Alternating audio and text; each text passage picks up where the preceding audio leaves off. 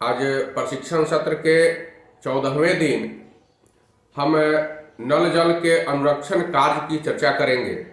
बहुत पहले से हम सब के पास बहुत सारे प्रश्न आते रहते हैं और आपके भी मन में बहुत सारा प्रश्न घुमरता है कि नल जल तो बनकर तैयार हो गया, किसी दूसरे ने बना दिया, पूरा भी नहीं हुआ, अधूरा रह गया, या फिर कहीं कहीं पूरा भी हो गया तो मुझे अभी तक हैंड ओवर नहीं किया गया।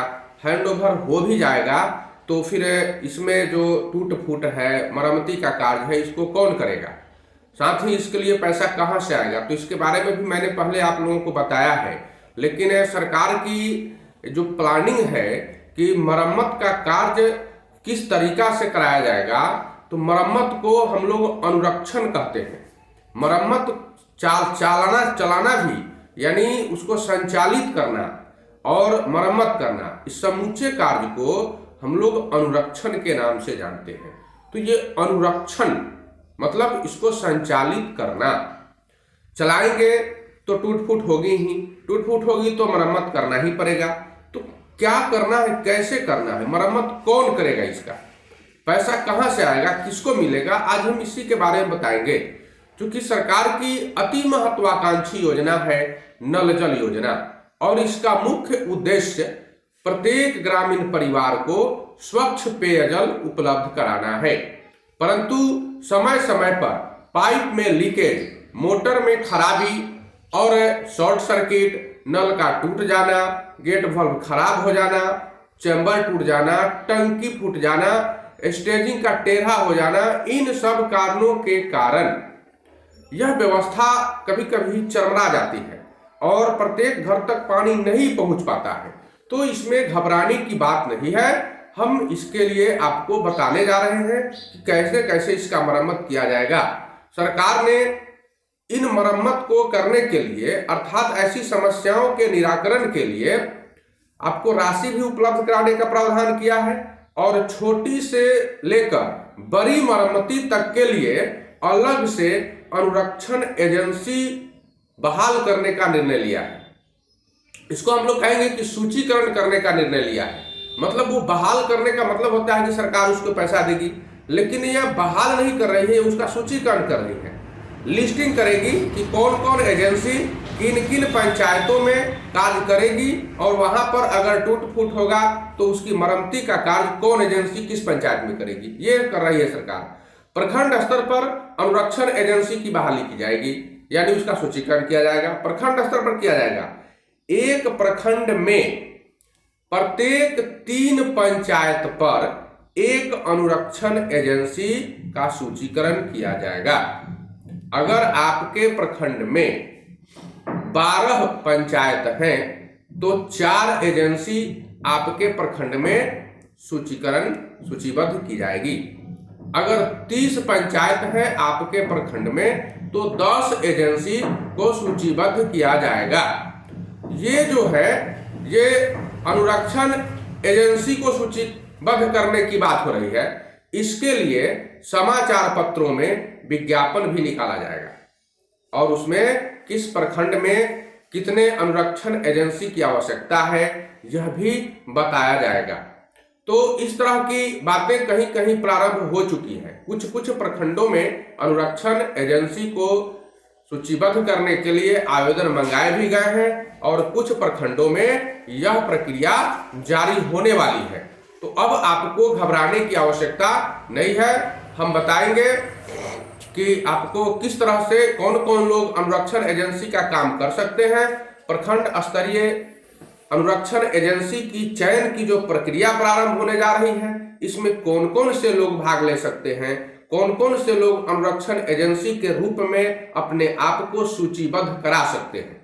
तो विभाग जो है वह दैनिक समाचार पत्रों में प्रखंड स्तरीय अनुरक्षण एजेंसी के लिए और इसके इम्पैनलमेंट के लिए जब विज्ञापन प्रकाशित करेगी, सबसे पहला काम विज्ञापन वह प्रकाशित करेगी और तब उसमें जो मानक तय किए जाएंगे कि इन मानकों पर खरा उतरने वाले को ही अनुरक्षण एजेंसी के रूप में सूचीबद्ध किया जाएगा। मान लेते हैं कि कोई भी आदमी आवेदन दे दिया तो अंगरक्षण एजेंसी तो नहीं बन जाएगा। उसके पास पैन कार्ड नहीं होगा, उसके पास वैध लाइसेंस नहीं होगा, उसके पास प्लम्बर नहीं होगा, उसके पास इलेक्ट्रीशियन नहीं होगा, उसके पास मजदूर नहीं होगा, तो वह अंगरक्षण एजेंसी का काम कैसे कर सकता है। जाहिर है कि उसके पास बहुत कुछ होना चाहिए, कागज भी होना चाहिए, काम करने का अनुभव भी होना चाहिए और काम करने वाले लोग भी उसके पास होने चाहिए।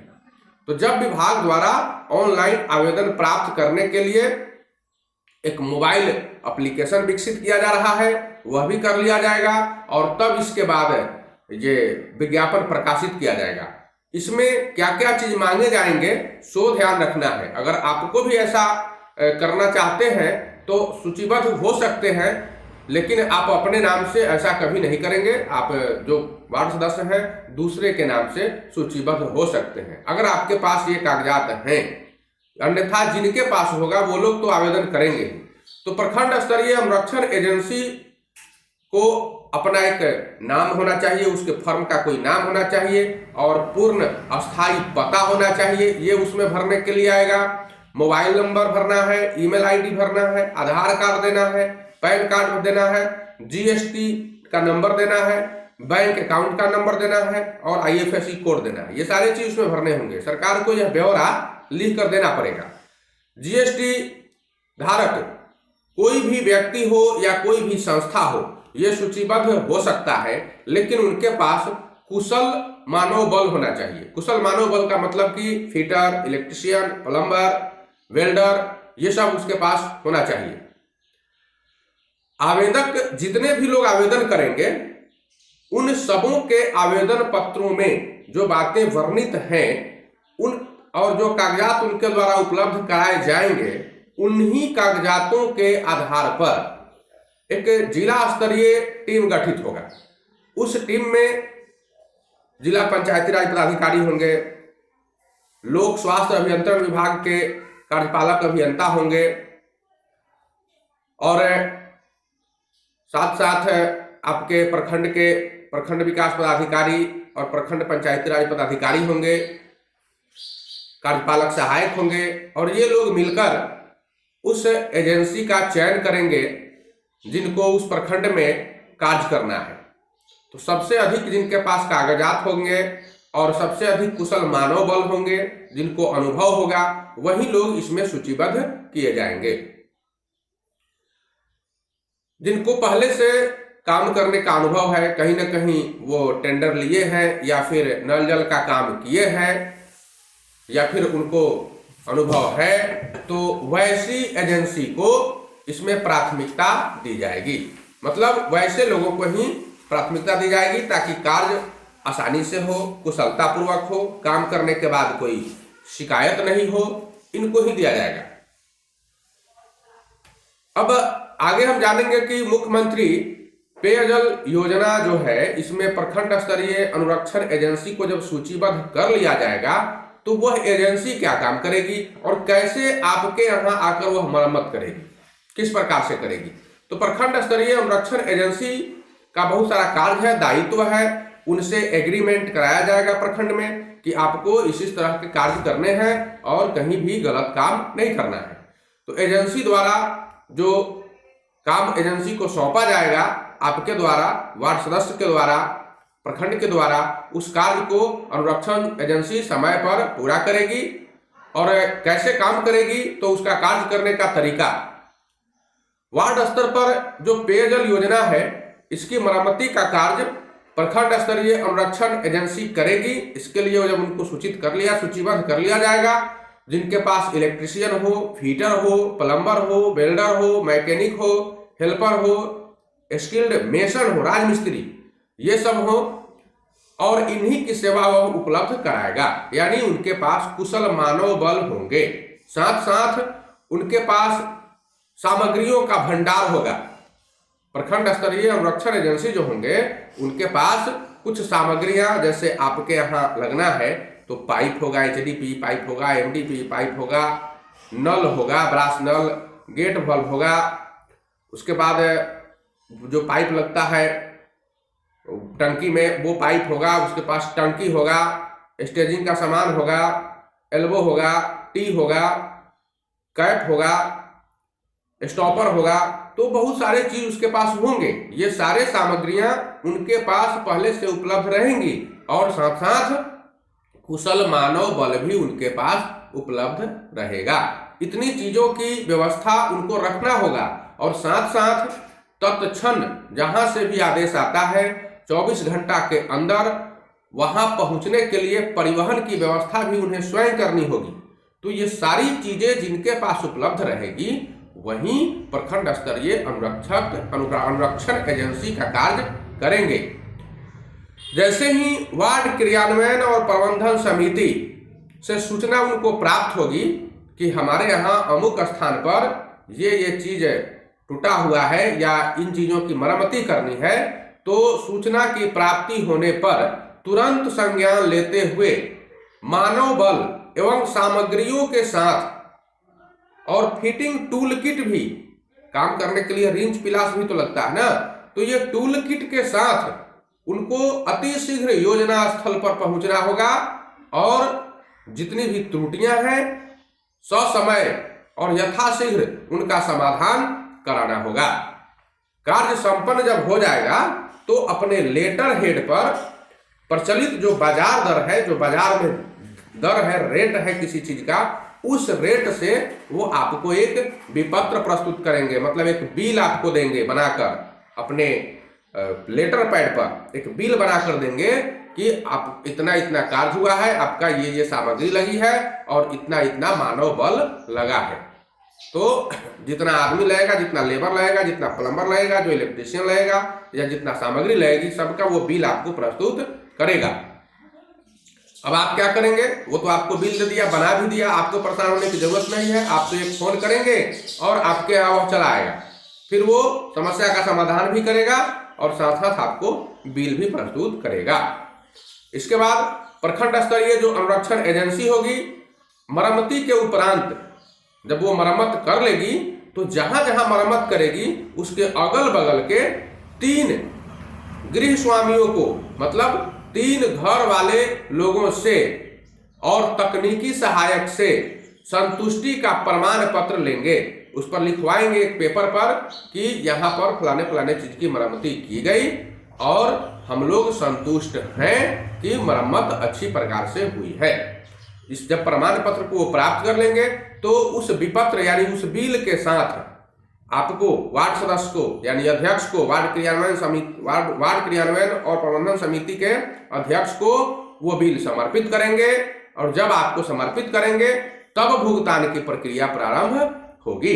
अब भुगतान की प्रक्रिया प्रारंभ कैसे होगी तो हम आपको ये बताएंगे कि भुगतान की प्रक्रिया प्रारंभ कैसे होगी। लेकिन पहले ये तो जान लें कि कार्य इसमें कितने तरह के होंगे। तो कुछ छोटी छोटी मरम्मतियां भी होगी, तो कुछ छोटी छोटी मरम्मतियां भी होंगी और कुछ बड़ी बड़ी मरम्मतियां भी होंगी। छोटी मरम्मतियों में कौन कौन सी चीजें हैं, जिनको इनको लघु मरम्मती की व्यवस्था हम लोग कहते हैं। छोटी छोटी मरम्मती होगी, कहीं पर पाइप फूट गया हो तो वहां पर थोड़ा सा पाइप काट कर उसको जोड़ देगा, कहीं नल टूट गया हो तो वह नल को जगा देगा, कहीं लीकेज की समस्या है तो वह लीकेज को बंद कर देगा, पाइप कहीं टूटा हुआ है तो पाइप को जोड़ देगा, पाइप में कहीं लीकेज है या गेट वाल्व में लीकेज है तो इन सबों को बनाएगा। ये छोटी मरम्मतियां कहलाती है, जिनको बहुत कम समय में और कम खर्च में किया जा सकता है। तो ये छोटी मरम्मतियां हैं और ऐसी समस्याओं का समाधान भी वही करेंगे जो उनके पास निपुण और दक्ष कारीगर होंगे, वही कुछ करेगा। तो छोटी मरम्मतियां होंगी। छोटी मरम्मती में मोटर पंप की मरम्मती भी होगी, स्टार्टर अगर खराब हो जाएगा तो स्टार्टर की मरम्मती भी होगी और पूरा खराब हो गया तो नया स्टार्टर लगाया जाएगा। ये भी छोटी मरम्मती का ही कार्य होगा, छोटा छोटा कम पैसे में। अगर स्टेबलाइजर खराब हो गया है तो उसकी मरम्मती भी किया जाएगा, नया स्टेबलाइजर भी लगाया जाएगा। ये बातें छोटी मरम्मती के कार्य में आएंगी। बोरिंग का चेंबर अगर मरम्मत करना है तो ये भी लघु मरम्मती के कार्य में आएंगी। इसके बाद राइजिंग मेन, मतलब पानी जिस पाइप से ऊपर चढ़ाया जाता है और डिलीवरी मेन, जो डिलीवरी ऊपर से पानी को नीचे लाया जाता है, वो पाइप भी अगर खराब हो जाता है और फिर से उस पाइप को लगाने की जरूरत है तो ये भी छोटी मरम्मती यानी लघु मरम्मती में ही आएगा। अगर जल वितरण जो प्रणाली है, पाइप जो एचडीपी गया हुआ है घरों घरों तक, मोटा वाला 75, 63, 90, ये सब जो पाइप गया हुआ है, तो इसमें अगर कहीं लीकेज हो जाता है तो उसकी मरम्मती का कार्य भी लघु मरम्मत में ही आएगा। चेक वाल्व अगर खराब हो जाता है, स्टॉपर वाल्व खराब हो जाता है, गेट वाल्व खराब हो जाता है, इसको नया लगाते हैं या बनाते हैं, तो ये भी लघु मरम्मत के कार्य में ही आएगा। जल वितरण प्रणाली जो है, जिससे पानी घरों तक पहुंचाया जाता है, तो gate valve, sluice valve, chamber की मरम्मती को मैंने बताया ही, ये सारे कार्य लघु मरम्मती के कार्य में ही आएंगे। फिर उन कहीं खराब हो जाता है, फिर उनको बदलने की समस्या है, या छोटा छोटा जो पार्ट्स है, जैसे हम कहते हैं उसमें सॉकेट चेंज करना है, एल्बो चेंज करना है, तो ये सब लघु मरम्मती का ही कार्य हो जाएगा। और पानी टंकी की जो मरम्मती का कार्य करना है छोटा छोटा मरम्मती में, तो ये सब उसी में जाएगा, लघु मरम्मती का ही कार्य आ जाएगा। स्टील स्ट्रक्चर में कहीं थोड़ा सा डिफेक्ट आ गया है, या फिर आरसीसी जो नीचे बेसमेंट बनाते हैं उसमें कहीं अगर थोड़ा सा डिफेक्ट आ गया है, तो ये सब लघु मरम्मती के कार्य में ही आएंगे। तो ये है लघु मरम्मती के कार्य, मतलब प्रखंड स्तरीय अनुरक्षण एजेंसी जो होगी वो इन छोटी छोटी मरम्मतियों को करेगी। अब है बड़ी मरम्मती के कार्य। तो बड़े मरम्मत होंगे, बड़ा बड़ा चीज खराब हो जाता है, अधिक पैसा भी लगता है और अधिक मानव बल भी लगता है, तो इसको हम लोग कैसे करेंगे, कौन कौन से कार्य इसके अंतर्गत आएंगे। तो अगर बोरिंग आपका फेल हो जाता है, मान लेते हैं, तो बोरिंग में तो ज्यादा पैसा आएगा ना, कम से कम 1.5 लाख रुपया का खर्च है, तो बोरिंग अगर फेल हो जाता है और नया बोरिंग अगर लगाना है और उसके साथ साथ पाइप भी राइजिंग में ऊपर तक पानी पहुंचाने वाला पाइप चेंज करना है, तो ये जो है बड़ी मरम्मती के कार्य में आएंगे। 1 लाख रुपया से ऊपर का जो कार्य होगा ना, वो बड़ी मरम्मती का कार्य होगा, और 1 लाख रुपया से नीचे जो आएगा वह छोटी मरम्मती का कार्य कहलाता है। लेकिन छोटी मरम्मती का कार्य हम लोग 1 लाख रुपया तक तो नहीं कहेंगे, क्योंकि इसका कोई क्राइटेरिया फिक्स नहीं है और ऐसा कहीं से कुछ किया नहीं गया है। आपके पास साल में पैसा उतना आ नहीं रहा है, साल में आपके पास 24,000 रुपया सरकार जो भेजेगी सो, और 2-2 हज़ार रुपया ग्राम पंचायत की तरफ से आपको मिलेगा, यानी 24,000 वो 48,000 रुपया। साथ ही जो आपको उपभोक्ता शुल्क लेना है 30 रुपया मासिक, तो उसमें आपको 15 रुपया बचता है, 3,000 रुपया महीना से 36,000 रुपया आपको साल में बचेगा। तो 36,000 ये हुआ, तो 36,000 जोड़ लीजिए, आपको कितना पैसा बचता है, तो आपको यह 84,000 रुपया मिलता है। तो इन 84,000 रुपया आपके पास जो जमा रहेगा, ये अनुरक्षण एजेंसी को देने के लिए, मतलब मरम्मती कार्य के लिए है। इसलिए कुल मिलाकर कहा भी जा सकता है कि 1 लाख रुपया से जो कम का मरम्मती है वह लघु मरम्मती हो जाएगा, और 1 लाख रुपया से ज्यादा का मरम्मती है वो बड़ी मरम्मती के कार्य में आएगा। तो नया अगर बोरिंग कराना है तो ये बड़ी मरम्मती के कार्य में जाएगा। नया मोटर पंप लगा देना है तो ये बड़ी मरम्मती का कार्य जाएगा।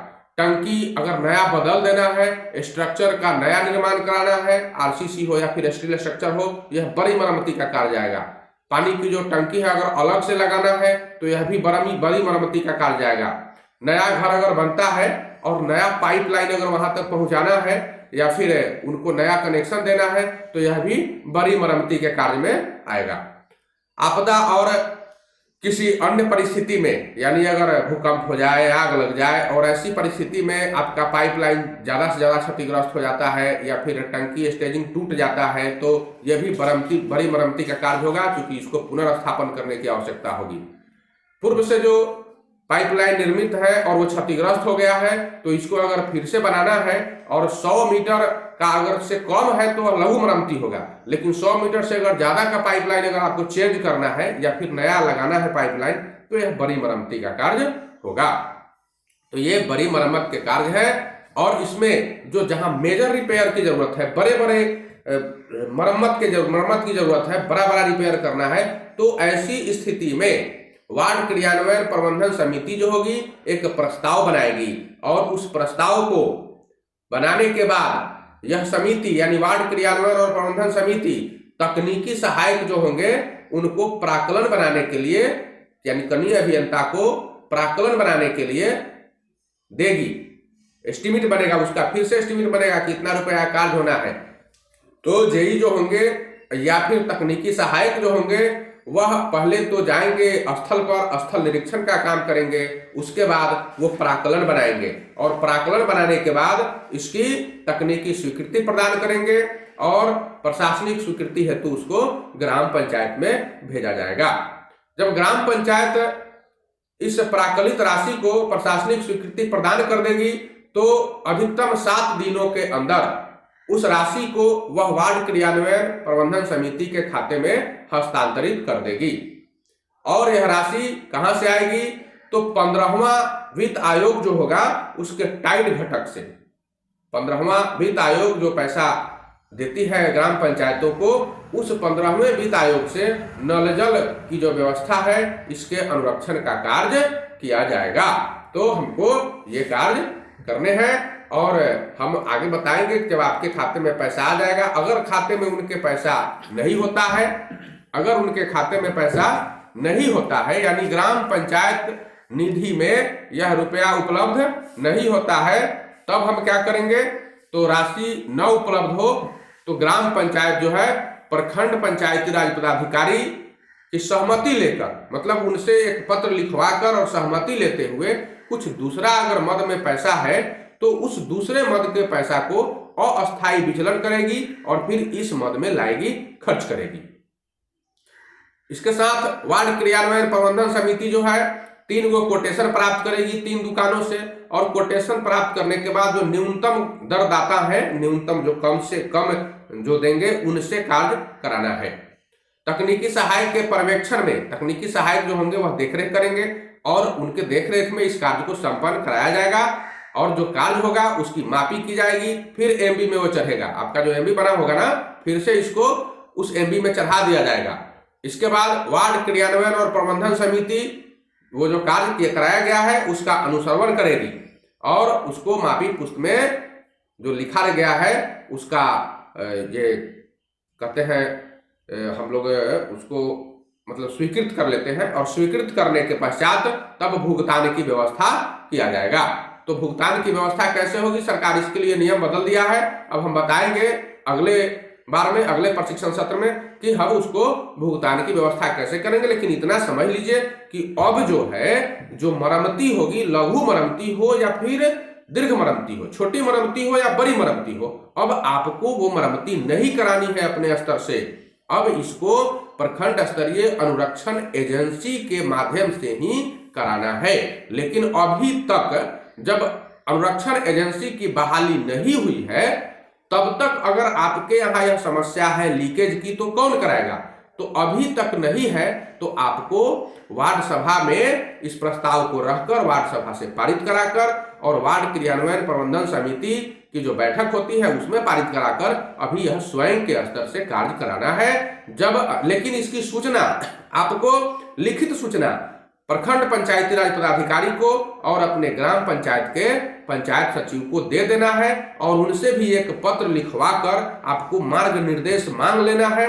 जब वो निर्देश आपको दे देंगे कि आप मरम्मती कराइए तो आप मरम्मती कराएंगे, और जब तक वो नहीं निर्देश देते हैं आप मरम्मती न कराएं। बहुत सारे लोग आप पर दबाव बनाएंगे, लेकिन दबाव बनाएंगे तो आप एक लिखित सूचना दे दीजिए प्रखंड पंचायती राज पदाधिकारी को कि हमारे वार्ड में ये लघु मरम्मती का कार्य कराना है, हमारा एमबी 1 साल पहले बन चुका है और 1 साल बीत चुका, मरम्मती की आवश्यकता है, हम इसको मरम्मती कहां से कराएं, मेरे पास कोई फंड उपलब्ध नहीं है। आप उनको यह लिखते हुए दे दीजिए और यह भी लिख दीजिए अंत में कि आप दिशा निर्देश दीजिए कि हम किस प्रकार से इन मरम्मतियों को कर सकते हैं, और आप लगातार उनसे मिलिए और कहिए कि जो कुछ भी आपको समझ में आता है हमको दिशा निर्देश दीजिए। जब तक वो दिशा निर्देश नहीं देते हैं आप कार्य को मत कराइए। आपके पास रिसीविंग रहेगा ना, वार्ड की जनता आपसे पूछेगी तो आप हर वार्ड सभा में आप रिसीविंग बताइए कि हमने लिखा है, हम 1 रुपया का खर्च अपने मन से नहीं कर सकते हैं जब तक निर्देश नहीं मिलता है, और निर्देश मिल जाएगा